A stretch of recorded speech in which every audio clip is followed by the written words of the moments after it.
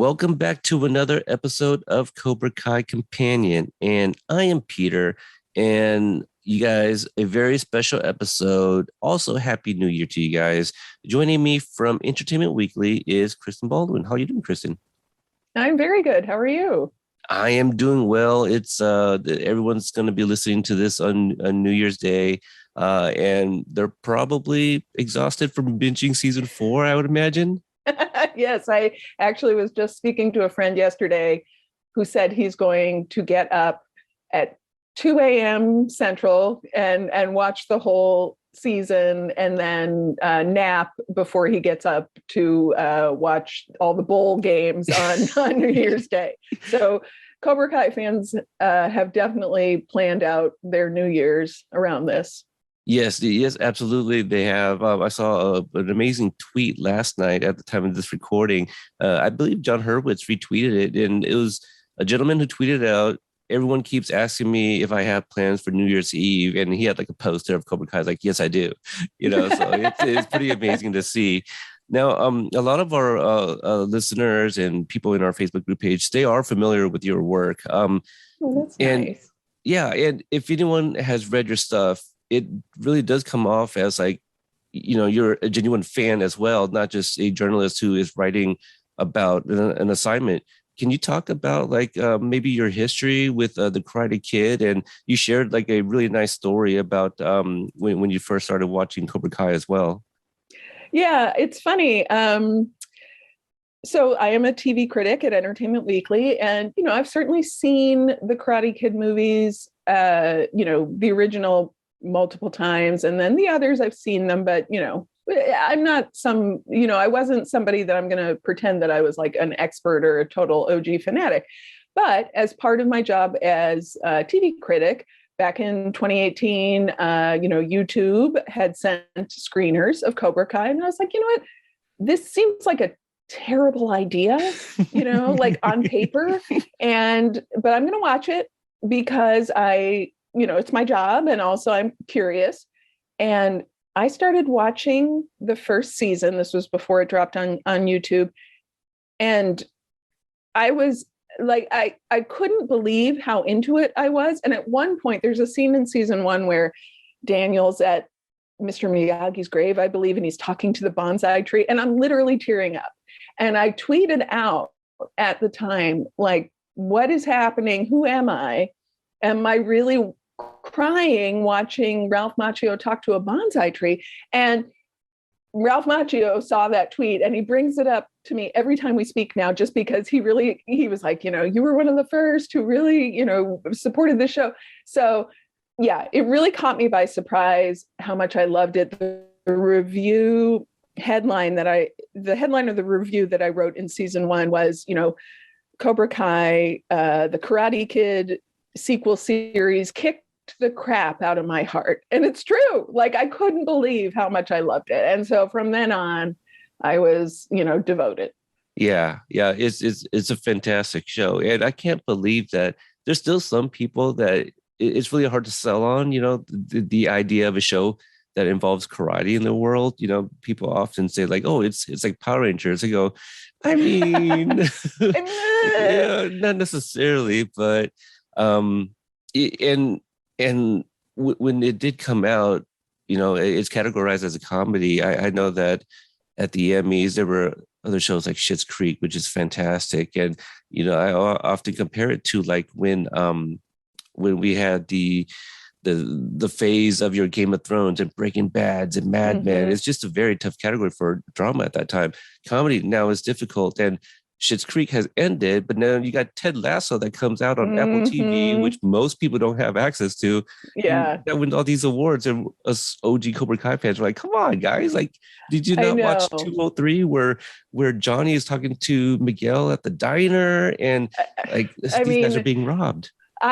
Knowing the TV industry and the TV Academy as I do in terms of, being a TV journalist for as many years as I have been, I have to say, I do think it's quite a victory that the show got the comedy nomination. And I think it's only beginning for them in terms of, because it is so hard. And, voters aren't necessarily, because again, look, I say this with so much love, but again, when you look at the idea for Cobra Kai on paper, it seems like a terrible idea. Right. Like, what? A Karate Kid sequel series where they're grown-ups and they're still fighting about their karate, and you don't realize on paper, you don't realize how well it's done until you watch it. And it's hard to get Academy voters, frankly, and awards voters to really watch everything, that they need to watch. It's just, there's too much. So I'm very thrilled that they got the Emmy nomination. I think there will be more to come in the future.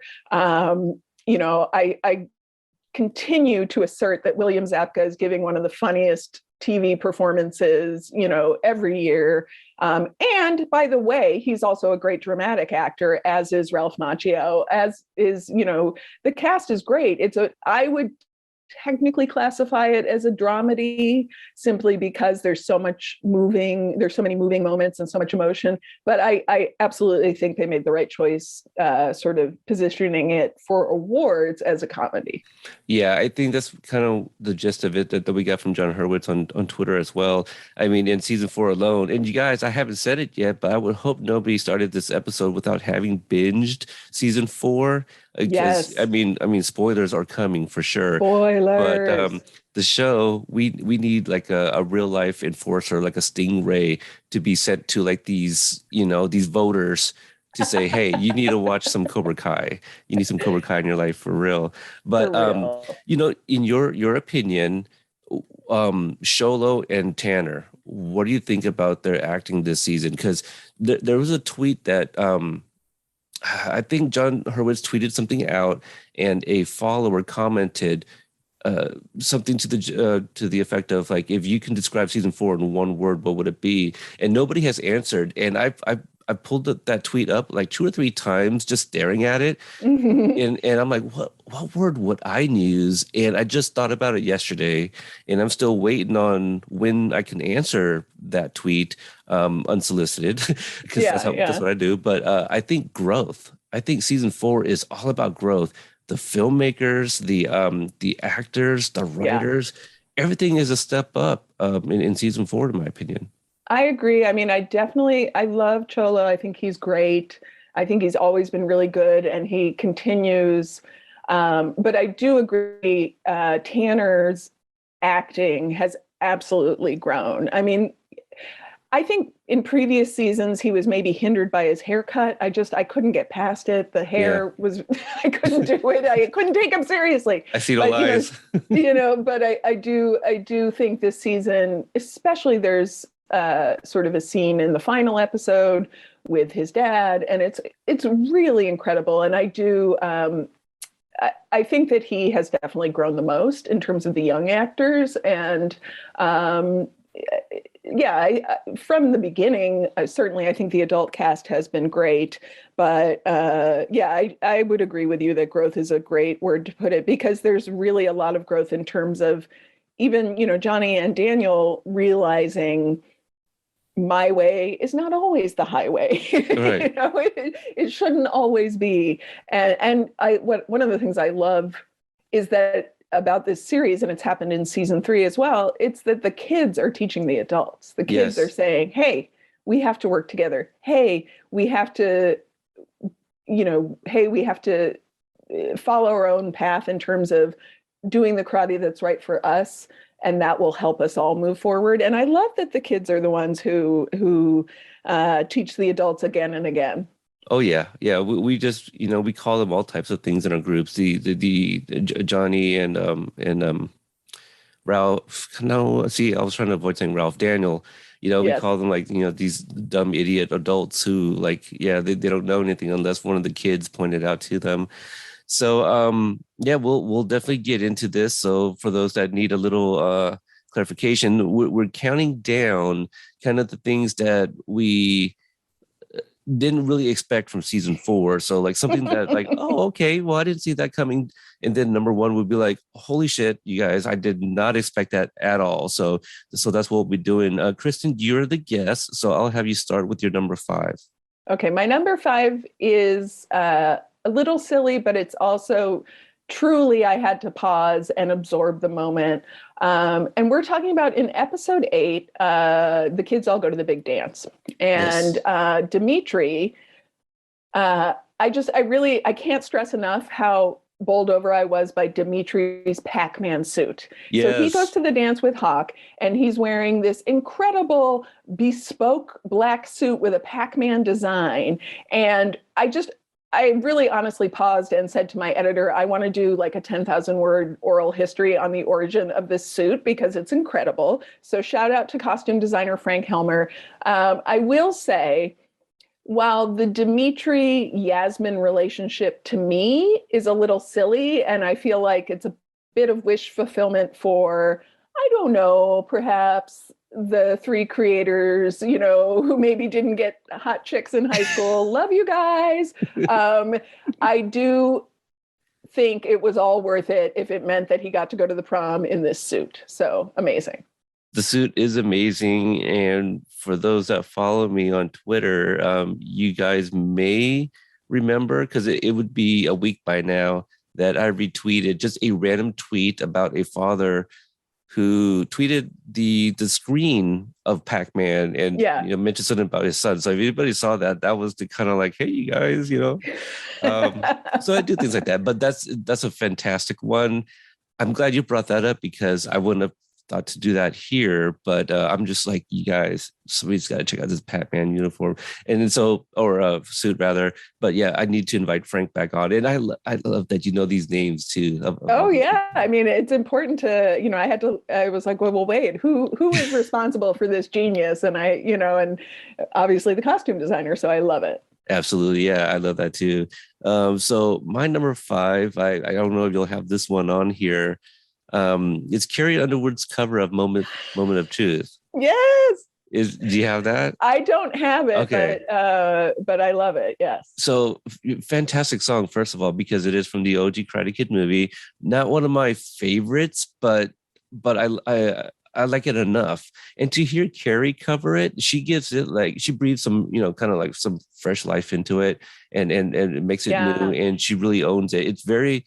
I don't want to compare it to this because I think the other song is a little bit much better, but Kari Kimmel's Cruel Summer, it's kind of like that. It's like, oh, okay, this is a modern version of one of the cover songs, but it's a great song to have like the montage in the background, things like that. And do you know why Carrie Underwood was on here? I do. And in fact, I was gonna tease that in probably in the week following this podcast dropping, I will have an interview with John Hurwitz, who talked to me about why A, they used that song, and then B, with the creators talking about, the backstory with Carrie Underwood, and she tweeted about it, and obviously, and they kind of joked. I think Hayden joked like, celebrities beware, if you tweet about Cobra Kai, we are going to ask you to come on the show. So I love that. Great Easter egg there. So that's my number 5, and I think it was a fantastic lead up from Chairman Ron stealing Daryl's mic, to introduce her. So all right, your number 4. Okay, my number 4 is from episode 6, and overarching theme for this one is I love sort of the evolving relationship in this season between Amanda LaRusso and Tori. And, she goes from sort of being like, F you, if you go near my family, I'm going to have you thrown in jail, to realizing that Tori has a hard life and empathizing with her and wanting to help her get on the right track. And I love this moment in episode 6 where we learn Amanda was arrested in high school for like assaulting her math tutor's car with a bat while her tutor was in the car, because, her tutor was sleeping with her father, having an affair, whatever. And she says, I'm lucky it didn't ruin my life. And I love that, like, Daniel didn't know this about her. He knew that there was some prank, but I think it's a great, it was very smart of the writers to give Amanda's character that extra incentive to want to help Tori. It's not coming out of nowhere. It's coming from a place of, I've sort of let my emotions get the better of me too as a kid. And I wish somebody had been there for me, so I loved that. Oh, I thought that was fantastic. That's just another one of those you can categorize as different but same, Yes. right? So they have Yes. the history. So just to find out that backstory myself, I was like, wow. Yeah, thinking about it actually is giving me chills, and like I can't wait to get that into that episode specifically in our reviews. But like when Tori comes back with a bag of groceries, I was just like, oh, Amanda, what are you thinking? That's like so I know. insulting. Like, It's so condescending. yeah, But I love that they ultimately get to a point where, she's saying to her, like, I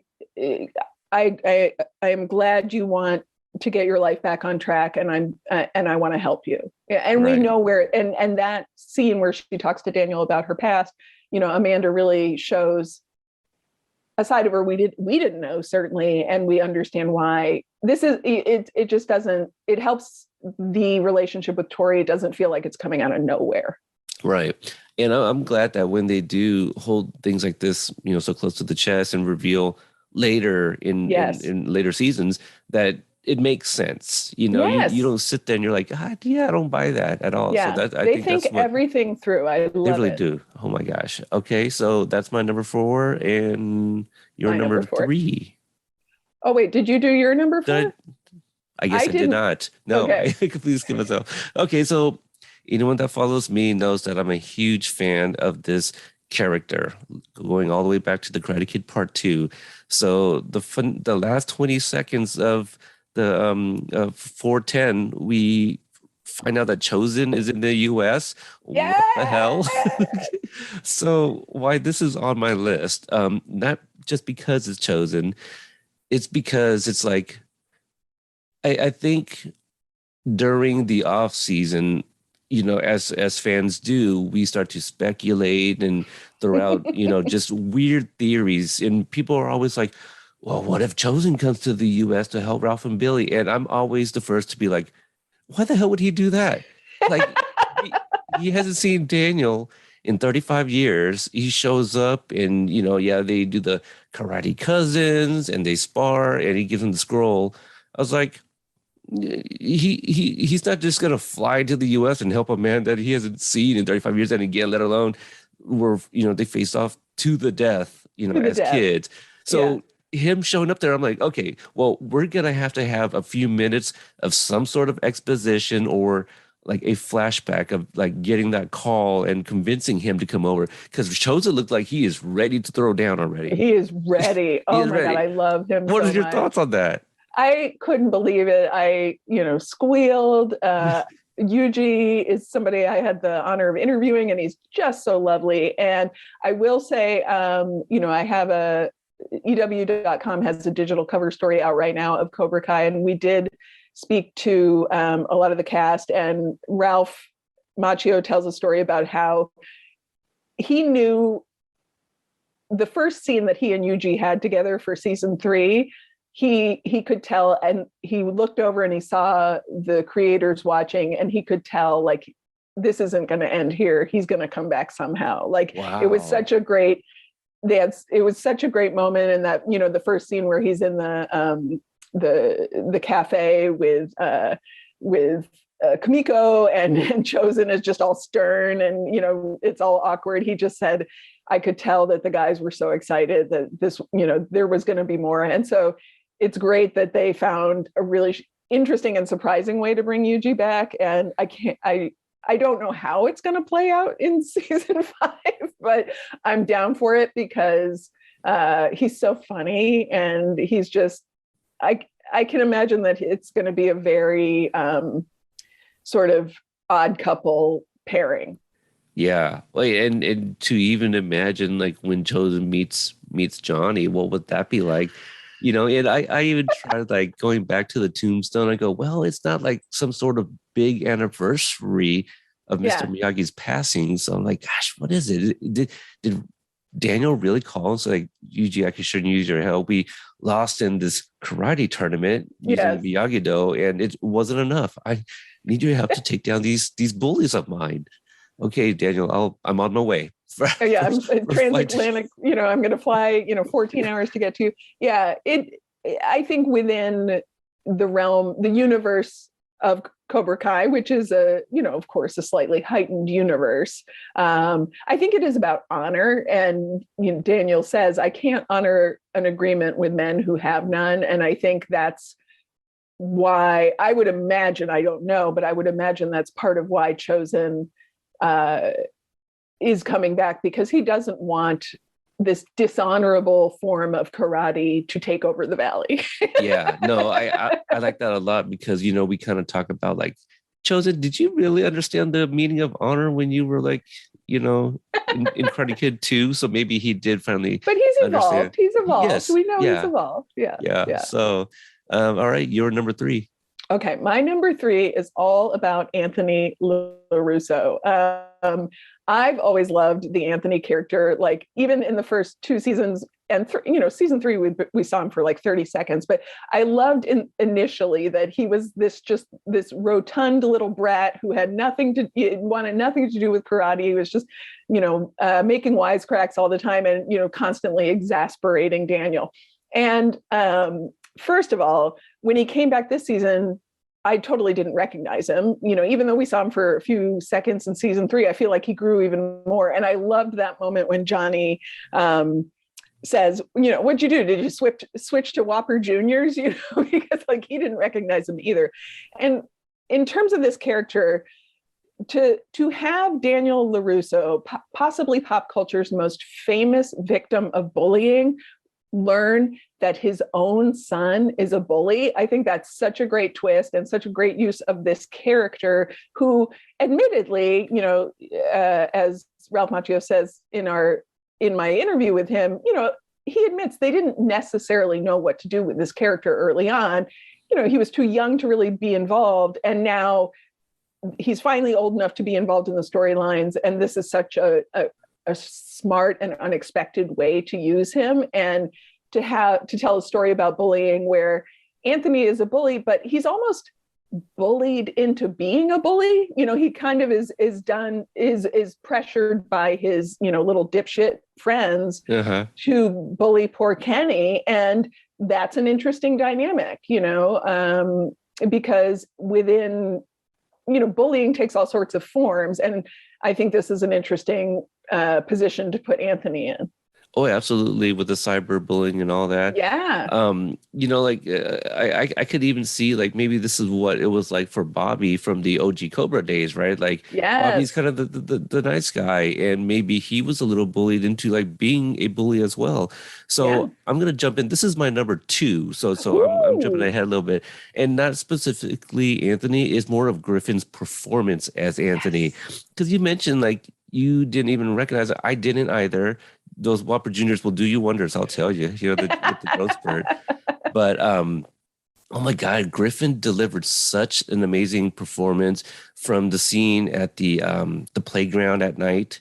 Where he's just like even his stance. I was like, okay, Anthony, do you know something? Because that looks okay to me. I'm no fighter, but just his performance and. The way the relationship between Anthony and Daniel in the seasons, like the sit down on the couch, played as of finding drugs in his room or something, except for it's a Cobra Kai hoodie. Just Griffin did such an amazing job. Kudos to the writers to give him something really great to do. But nobody saw the twist at the end after Daniel busting the iPad that Griffin's or Anthony's going to be like, okay, you know what? Dad means business, and maybe I shouldn't be a little shit anymore. And I was watching that with my 9-year-old son yesterday. I was like, what'd you think about him breaking that iPad, huh? Trying to give him a look as in like, if you act like Anthony, like, I might do that, or have somebody who's stronger than me do that for me.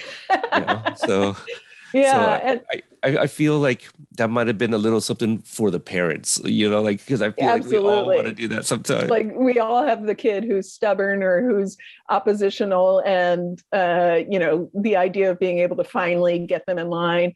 And there's another layer there when he has that conversation with Daniel and says, I'm sick of hearing about Mr. Miyagi. I wasn't, I don't.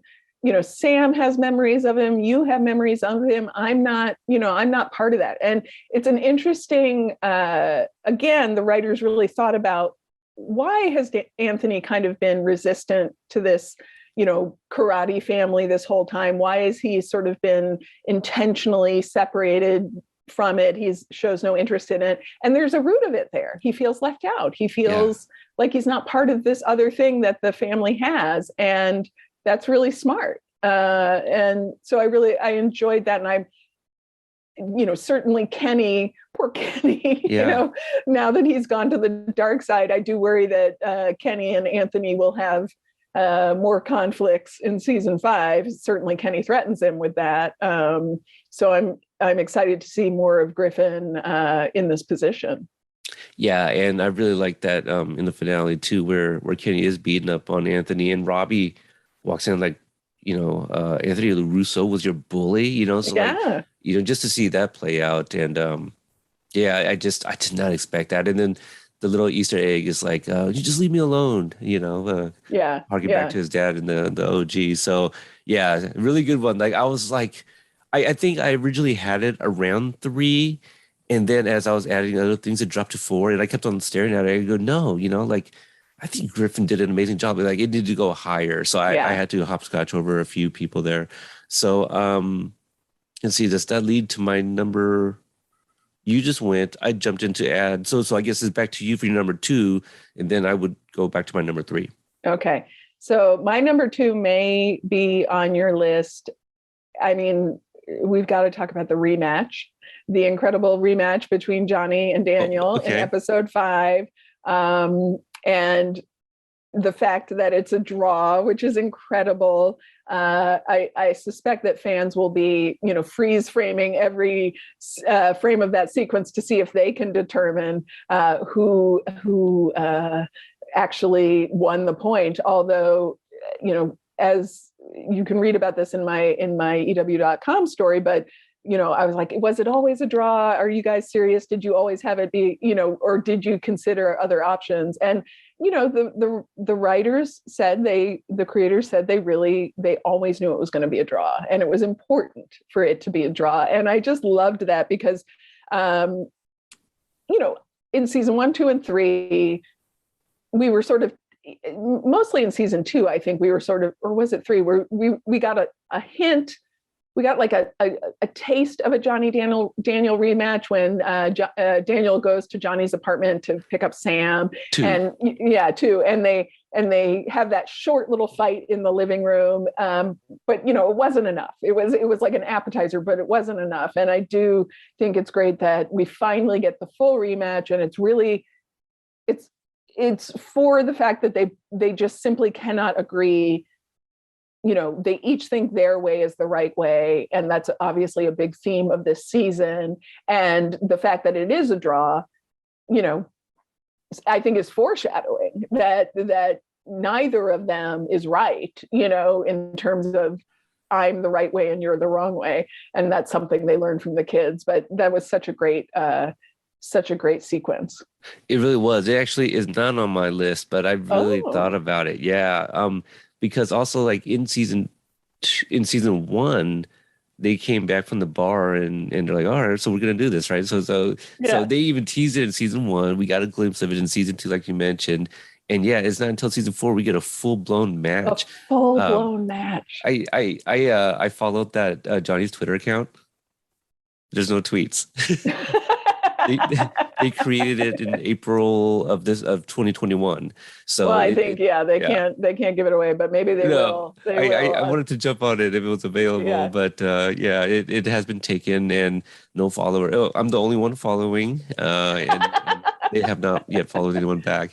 But that's a really good one. It would probably be number 6 for me, to be honest. But really great sequence, and I just love how Mitch is trying to commentate too. Like that was really funny. Yes, and Johnny saying, "Is there another angle? Go to the other angle." And it's like, I've got one phone. There's this isn't Sports Center. Like we don't have surround cameras. That was really funny. Surprisingly, there was only one phone. But I guess if you're like this is sensei versus sensei. Like, you're probably wanting to pay attention. Yeah, really, really focus. Yeah. Yeah. Chris holding the phone was kind of like, you might even miss something, just trying to make sure that you're filming. It would be funny if they go back to the footage and it was like at the looking on the grass or something, like just nobody was paying attention.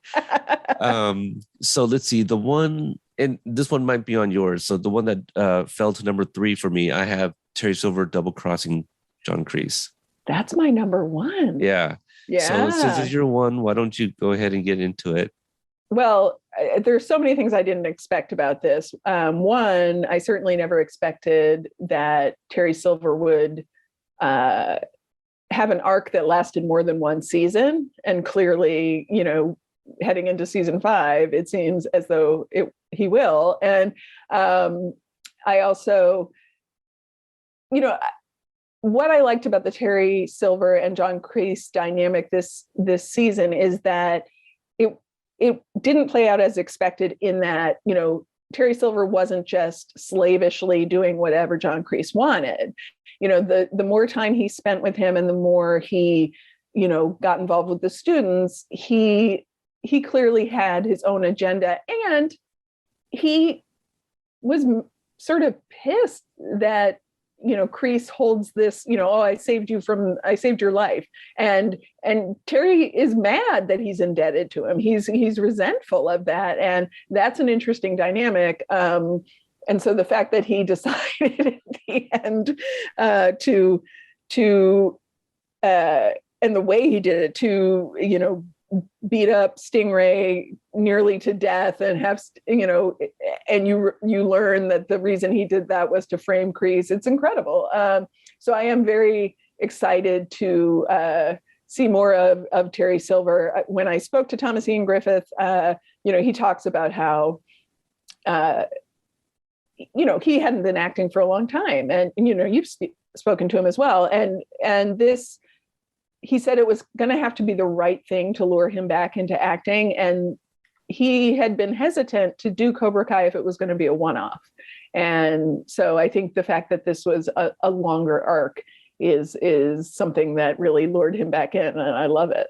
Yeah, I know that the big 3, as we call them, love that character. And I don't know a better term than use, but they're gonna milk it for whatever they can, to keep Thomas in this role. The day that we spoke with Thomas, that was I'm thinking about something else. We spoke with Robert Mark Kamen for something unrelated. So we had that interview, and in my interview with him, Mr. Kamen spoiled Thomas's return as Thomas Ian Griffith. He goes, "Oh yeah, Thomas kills it in season 4." And if you go back and watch that video, my eyes are searching, like, did he really just spoil that? So I moved it along, right? Because I was like, well, I'm not touching that, because when that knows our show, we really try not to spoil people. People got mad at me that, like, Mr. Kamen spoiled that. It's like, well, I didn't even ask him. He was unsolicited. Yeah. So he went on another YouTube channel, like, I think a couple of hours later, doubled down and said, "Oh, Thomas is great in seasons 4 and 5." We're like, season 5 too? Dude, what? Yeah. What's Mr. Kamen doing out here? So I kind of knew that he was going to be in season 5, and so I still wasn't looking for, like, how is he still going to be there, because it would take the enjoyment out of the way. So I just kind of let things play out. But the very first sequence where you see Kreese call him, because we're like, oh, that's the phone call, right? And we see Terry's end. It's an unknown number, so. Well, I guess now that I'm thinking about it, I guess that's probably Johnny's phone. I don't know if Kreese would have switched phone numbers, so maybe that's why it's unknown. But the fact that he hung up, I'm like, okay, there's something going on there. And to see it unfold, and then the reveal, the twist at the end there, it just made me go, okay, what are we in for with Terry? Yeah. He's so unbalanced right now. And, sorry to keep touting my story, but I definitely want people to check out the EW.com cover story, because I did talk to Martin Kove about, his arc, and he had some really interesting thoughts about having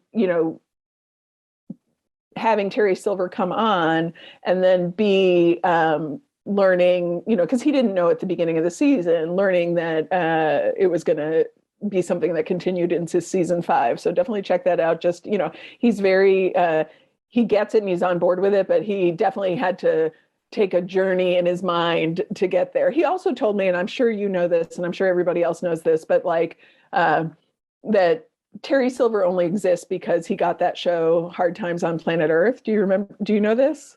You're talking about Martin Cove did. Yeah, Martin Cove. He couldn't get out of the TV. He couldn't be the lead in Karate Kid 3 to do all the stuff. He was supposed to be the one that was tormenting Daniel, but Correct. He got that TV show. And so that was funny to learn more about that and how he had to rewrite and create this character. So we can all thank that short-lived sci-fi drama for Cobra Kai season 4, essentially. Right. I didn't know the name of the show. That's why I was a little confused. But yeah, Hard Time on Planet Earth. Martin definitely know the story. He played an alien soldier who is sent to Earth as punishment for leading a rebellion, like an interplanetary rebellion. I need to find this. So, it's on YouTube. You can find it. Okay. Trust me, I went and watched. So he was not allowed to, I think he was obviously allowed to film a few scenes in Karate Kid 3, but he just wasn't allowed to do the lead. Yeah. It's I'm glad that they got to have like some really meaty stuff together. Whereas, Kreese was just shoehorned in Karate Kid Part 3 for the little time that they had with him, and then it was Terry's movie from then on. Yeah. So now I feel like my number one is kind of like, oh, that's a little underwhelming compared to like everything that we've discussed. But this is my last one, and you've already listed all. I've done 5. mine. Okay. I'm all good. Okay, so my number 5, or number 1 rather, I believe it's so high is because like how it hit me when I did not expect this very moment. I knew eventually we would probably get it, but I didn't think season 4. But it's when Miguel tells Johnny he loves him. Oh yeah, see, so yeah, it was such a good one. Oh my God, that whole storyline is so sad. Yeah, so you just to kind of refresh because you guys watched it last night, but Miguel comes over to Johnny's literally pissed drunk on the floor, helps him to the bed, and Johnny's telling him like, I want to be your dad, I want to do that for you, and this and that, the other thing, and Miguel just with the teary eyes just like, I love you. He's like, I love you too, Robbie. And I'm like, of course you would. So, man, my son, he was just like, he just called him Robbie. I go, yes, he's too drunk. And, my son doesn't really understand the concept of like being drunk and the impairment. Sure. And so like, I was trying to explain it, but I think he was just more shocked. It's like, he called him the wrong name. I go, yes, there's more to it, but yes, you're on the right path. But yeah, just, I don't blame Miguel, but really trying to go find your dad in Mexico though. Just be careful. Yeah, I definitely am concerned about poor Miguel off in Mexico by himself. And I'm super into the idea, if it happens, of Johnny wandering around Mexico trying to find him. Yes. Can you imagine? It'll be amazing. Yes. But I do. I mean, because he has, such a vast knowledge of the language in Mexico. We've heard him speak it. It's going to be so bad in terms of like, sort of culturally, he will definitely be a very culturally insensitive, if not necessarily on purpose, but just, he's not the most enlightened man in terms of, but I do love that, obviously Miguel really feels so bonded to Johnny and as a surrogate father. And I think it's so, that moment, of him saying the wrong name, it's all, he doesn't know that he did it, but it all comes, when Johnny realizes at the tournament that Miguel isn't there and that he doesn't come back, and Johnny realizes like instantly, I let him down, even though he doesn't know he called him the wrong name, he realizes in that moment, like I was placing my issues and my rivalries and everything in front of what was best for him, and I let him down. And I love that he just has that instantaneous realization, and then that coupled with the fact that Robbie he and Robbie have almost like a tentative reconciliation too, where Robbie comes to realize like blaming you is not healthy for me, and I don't know what to do. And they're two boys who need their fathers. Yeah. It's just, as a mother of a son, I really, I felt that too. I felt it, and we were talking about Cholo's performance and Tanner's performance, especially in those moments. It all ties together. I really was moved by both Johnny and Daniel are threatened to see their own children bonding with the other, to see Sam bonding with Johnny and to see Miguel bonding with Daniel, and then to realize at the end that you should want your children to have good influences in your life. You should want your children to have adults that they can trust, and, besides you, adults that they can trust and that they can go to. And yeah, I thought that was really, again, this is why I would say it's a dramedy, because those moments are so moving. Yeah. You don't expect those, but oh my gosh, talk about like waterfalls for sure. Yes. From those two moments. Yes. I'm pretty sure they're not in the same episode, right? I believe the Sholos is in 409. Yes, and then Tanner's is in, because Cholos is in. It's after Johnny is beaten up by Terry Silver. Silver, right. Okay, that's right. Okay, yeah, I didn't expect that either. That'd probably be number 7. Well, right, and I did when I spoke to the cast. I talked to them about, because we see Kreese, we see some softening in him. Again, this sort of fathers and sons, or fathers and surrogate sons, and connections. This theme that plays through. Kreese starts to realize that the way he treated Johnny, he doesn't want to replicate that with Robbie. He doesn't want to replicate that with Tori, and so to see, it seems like Kreese is starting to not necessarily completely reform, but he's starting to really recognize his own faults. And I do wonder if there's any way going into the future, is there a way where he and Johnny make amends? Is there, and William Zabka did talk to me a little bit about that and just said, that he likes the fact that there's somewhere to go with that storyline, that there could be, we don't know what happens to Kreese in season 5, whether he's in jail or what. Can you imagine like a jailhouse fight, Kreese just kicking ass in the jail? I would love that. Oh my God, maybe you did a little inception here, so we'll see if it happens. Let's dream it into the internet. Send that to the internet, right? So exactly. But I can't imagine. You can't put him in a holding cell and not have a fight break out. I'm just saying, guys. I know they already wrapped season 5, but that just occurred to me after I made the comment about like sending that to the internet, because it's already, but you know what? They can always go back into production. Just do a little reshoot. That's true. If it hasn't happened. But I do. I like the idea that there could be more growth for that relationship, because obviously Kreese is starting to realize, the flashback to beginning of Karate Kid 2, where he's like choking out Johnny for losing the tournament. He's realizing like I was kind of a monster.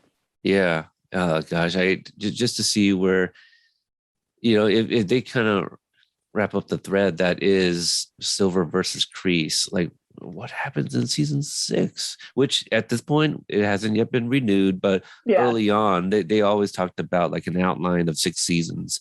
So that's why, people often hear like 6 seasons. So, but a lot of theories, I guess, for the next however months we're going to have to wait for that season 6.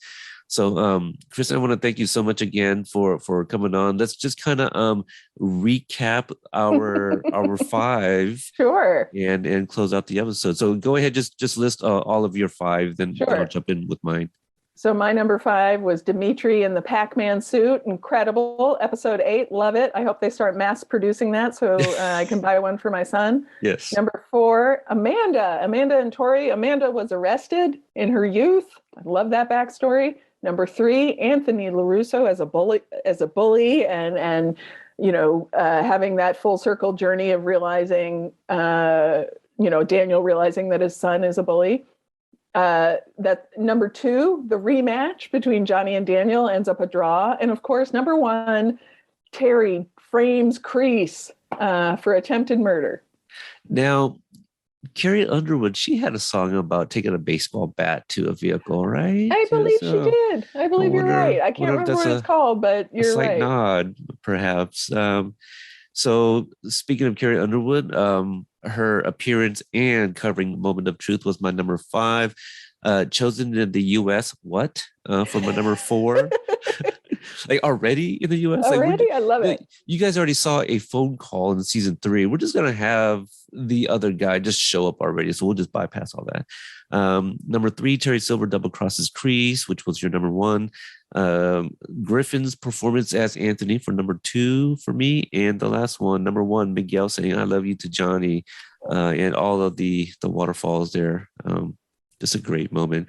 May have to do one of those like saddest moments of like Cobra Kai seasons 1 through 4. That's going to be a tough one.